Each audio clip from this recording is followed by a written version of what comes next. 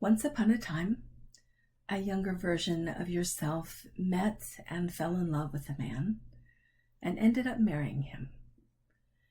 And way back then, it was full of hope and promise and the thoughts of a bright, shiny future. But it's some years past that now. Maybe just a few, or maybe you're decades down the road of your marriage. And it hasn't turned out the way you thought. In fact, it seems to you now that he's not who you thought he was at all. This is not the man that you thought you were marrying, and this is not the marriage that you thought that the two of you would create together. I'm Dr. Lenne Hunt with the Marriage Recovery Center, and I'm here today to talk briefly with you about the need to forgive yourself. So let's talk about that for a minute. One of the most common scenarios I hear from women in a kind of traditional narrative is that they, in a fairly young part of their life, maybe during college, late teens, early 20s, they met and fell in love with a man. And they thought he was the answer to their heart's desires. He was charming. They had fun together. But over the years, he's become abusive in some way. Could be physically abusive, but definitely emotionally so. Blaming, critical, perhaps raging, perhaps silent and sullen, full of stonewalling, gaslighting, all those words that you hear so often. Maybe even we're looking at someone who walks in traits of narcissism, who lacks empathy, who doesn't care to see your heart or to know about your pain. And it is a painful place to be. And if you're like most of us, you look for answers, the whys of that. Why is this happening? Why did it begin? We look for answers to that, and those answers often lead us back to our beginning. And now in hindsight, we look back and we see some things that we didn't see so clearly at the time. The beginning of red flags. Behaviors that were concerning, attitudes that were concerning, things that were hurtful, but we didn't make much of them. We were willing to excuse them, to look past them, because we loved them, because we believed better of them, because we didn't know what that behavior would grow up to be in our life with them. So I need to say this to you. There may have been warning signs back there. But the truth is that you probably weren't equipped to see them. It takes most women years, I mean that literally, it takes most women years to get a handle on what they're living with. Years to find language for what's happening to them, for what they feel, for what their experience has been in the marriage. That's not a lack of intelligence on their part. It's not stupidity. It's not foolishness. It's not any of those horrible, negative, pejorative terms that go on in our head. It isn't that. We just didn't know. No one had taught us how to see it. And it takes that. It takes someone teaching you what to call it, how to know it, how to think about it.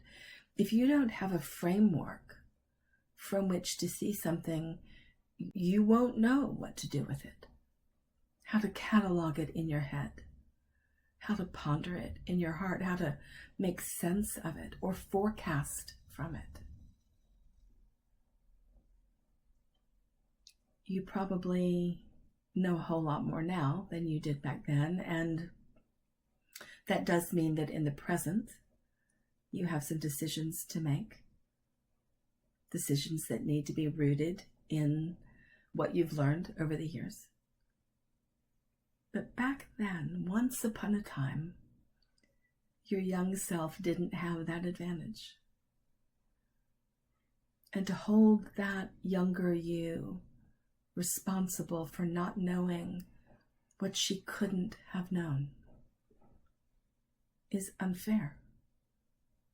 And that's a version of you doing to you what he does to you, shifting all of the blame onto your own heart.